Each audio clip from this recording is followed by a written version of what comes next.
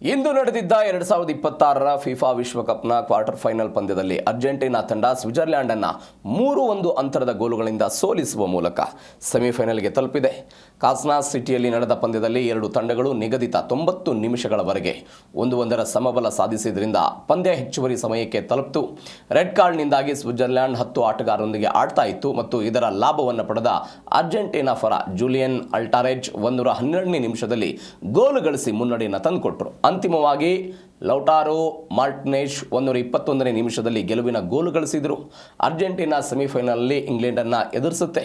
Argentina ತಂಡ ಮೊದಲ ನಿಮಿಷದಿಂದಲೇ ಆಕ್ರಮಣಕಾರಿ ಆಟ ಪ್ರದರ್ಶನ ಮಾಡಿತು ಮತ್ತು 10ನೇ ನಿಮಿಷದಲ್ಲಿ ಅಲೆಕ್ಸಿಸ್ ಮ್ಯಾಕ್ ಅಲಿಸ್ಟರ್ ಅದ್ಭುತ ಗೋಲು ಗಳಿಸಿ 1-0 ಮುನ್ನಡೆಯನ್ನು ತಂದುಕೊಟ್ಟರು. ದ್ವಿತೀಯಾರ್ಧದಲ್ಲಿ ಸ್ವಿಟ್ಜರ್ಲೆಂಡ್ ಬಲವಾದ ಪುನರಾಗಮನವನ್ನು ಮಾಡಿತು.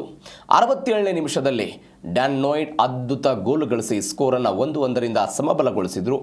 ಎರಡೂ ತಂಡಗಳು ಗೆಲ್ಲುವುದಕ್ಕೆ ತಮ್ಮ ಅತ್ಯುತ್ತಮ ಪ್ರಯತ್ನ ಮಾಡಿದವು. ಆದರೆ 72ನೇ ನಿಮಿಷದಲ್ಲಿ ಬ್ರಿಲ್ ಎಂಬೋಲೋಗೆ ಕೆಂಪು ಕಾರ್ಡ್ ತೋರಿಸಿದಾಗ ಸ್ವಿಟ್ಜರ್ಲೆಂಡ್ ಪ್ರಮುಖ ಹಿನ್ನಡೆಯನ್ನು ಅನುಭವಿಸಿತು. ಇದರ ನಂತರ ಸ್ವಿಸ್ ತಂಡ 10 ಆಟಗಾರರೊಂದಿಗೆ ಪಂದ್ಯದ ಉಳಿದ ಭಾಗವನ್ನು ಆಡಬೇಕಾಯಿತು. ಇದರ ಹೊರತಾಗಿಯೂ ಕೂಡ ಸ್ವಿಟ್ಜರ್ಲೆಂಡ್ ಸುಲಭವಾಗಿ ಪಂದ್ಯವನ್ನು ಬಿಟ್ಟುಕೊಡಲಿಲ್ಲ. ಇದರಿಂದಾಗಿ 90 ನಿಮಿಷಗಳ ಆಟದ ನಂತರ ಎರಡೂ ತಂಡಗಳು 1-1ರಿಂದ ಸಮಬಲವನ್ನು ಸಾಧಿಸಿದವು. 112ನೇ ನಿಮಿಷದಲ್ಲಿ ಜೂಲಿಯನ್ ಅಲ್ಟಾರೆಜ್ ಅದ್ಭುತ ಫಿನಿಶಿಂಗ್ ಮುಖಾಂತರ ಅರ್ಜೆಂಟೀನಾಕ್ಕೆ 2-1ರ ಮುನ್ನಡೆಯನ್ನು ಒದಗಿಸಿದರು. ಈ ಗೋಲು ಸ್ವಿಟ್ಜರ್ಲೆಂಡ್ನ ಭರವಸೆಗೆ ದೊಡ್ಡ ಹೊಡೆತ ಆಯಿತು. ಸ್ವಿಸ್ ತಂಡ ಸಮಬಲ ಸಾಧಿಸೋದಕ್ಕೆ ಪ್ರಯತ್ನ ಪಟ್ಟರೂ ಕೂಡ ಅದು ಸಾಧ್ಯವಾಗಲಿಲ್ಲ. ಲೌಟಾರೋ ಮಾರ್ಟಿನೆಜ್ ಹೆಚ್ಚುವರಿ ಸಮಯದಲ್ಲಿ 3ನೇ ಗೋಲು ಗಳಿಸಿ ತಂಡದ ಗೆಲುವನ್ನು ಖಚಿತಪಡಿಸಿದರು.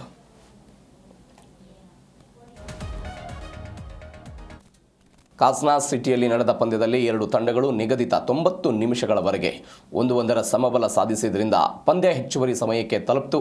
ರೆಡ್ ಕಾರ್ಡ್ನಿಂದಾಗಿ ಸ್ವಿಟ್ಜರ್ಲೆಂಡ್ 10 ಆಟಗಾರರೊಂದಿಗೆ ಆಡ್ತಾ ಇತ್ತು ಮತ್ತು ಇದರ ಲಾಭವನ್ನು ಪಡೆದ ಅರ್ಜೆಂಟೀನಾ ಪರ ಜೂಲಿಯನ್ ಅಲ್ಟಾರೆಜ್ 112ನೇ ನಿಮಿಷದಲ್ಲಿ ಗೋಲು ಗಳಿಸಿ ಮುನ್ನಡೆಯನ್ನು ತಂದುಕೊಟ್ಟರು. ಅಂತಿಮವಾಗಿ ಲೌಟಾರೋ ಮಾರ್ಟಿನೆಜ್ 121ನೇ ನಿಮಿಷದಲ್ಲಿ ಗೆಲುವಿನ ಗೋಲು ಗಳಿಸಿದರು.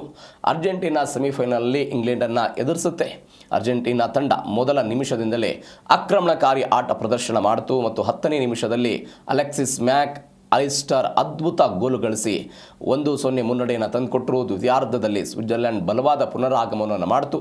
67ನೇ ನಿಮಿಷದಲ್ಲಿ ಡ್ಯಾನ್ ನೋಯ್ಡ್ ಅದ್ಭುತ ಗೋಲು ಗಳಿಸಿ ಸ್ಕೋರನ್ನು 1-1ರಿಂದ ಸಮಬಲಗೊಳಿಸಿದರು.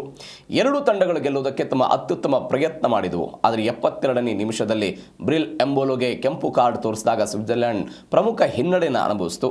ಇದರ ನಂತರ ಸ್ವಿಸ್ ತಂಡ 10 ಆಟಗಾರರೊಂದಿಗೆ ಪಂದ್ಯದ ಉಳಿದ ಭಾಗವನ್ನು ಆಡಬೇಕಾಯಿತು. ಇದರ ಹೊರತಾಗಿಯೂ ಕೂಡ ಸ್ವಿಟ್ಜರ್ಲೆಂಡ್ ಸುಲಭವಾಗಿ ಪಂದ್ಯವನ್ನು ಬಿಟ್ಟುಕೊಡಲಿಲ್ಲ. ಇದರಿಂದಾಗಿ 90 ನಿಮಿಷಗಳ ಆಟದ ನಂತರ ಎರಡೂ ತಂಡಗಳು 1-1ರಿಂದ ಸಮಬಲವನ್ನು ಸಾಧಿಸಿದವು. 112ನೇ ನಿಮಿಷದಲ್ಲಿ ಜೂಲಿಯನ್ ಅಲ್ಟಾರೆಜ್ ಅದ್ಭುತ ಫಿನಿಶಿಂಗ್ ಮುಖಾಂತರ ಅರ್ಜೆಂಟೀನಾಕ್ಕೆ 2-1ರ ಮುನ್ನಡೆಯನ್ನು ಒದಗಿಸಿದರು. ಈ ಗೋಲು ಸ್ವಿಟ್ಜರ್ಲೆಂಡ್ನ ಭರವಸೆಗೆ ದೊಡ್ಡ ಹೊಡೆತ ಆಯಿತು. ಸ್ವಿಸ್ ತಂಡ ಸಮಬಲ ಸಾಧಿಸೋದಕ್ಕೆ ಪ್ರಯತ್ನ ಪಟ್ಟರೂ ಕೂಡ ಅದು ಸಾಧ್ಯವಾಗಲಿಲ್ಲ. ಲೌಟಾರೋ ಮಾರ್ಟಿನೆಜ್ ಹೆಚ್ಚುವರಿ ಸಮಯದಲ್ಲಿ 3ನೇ ಗೋಲು ಗಳಿಸಿ ತಂಡದ ಗೆಲುವನ್ನು ಖಚಿತಪಡಿಸಿದರು.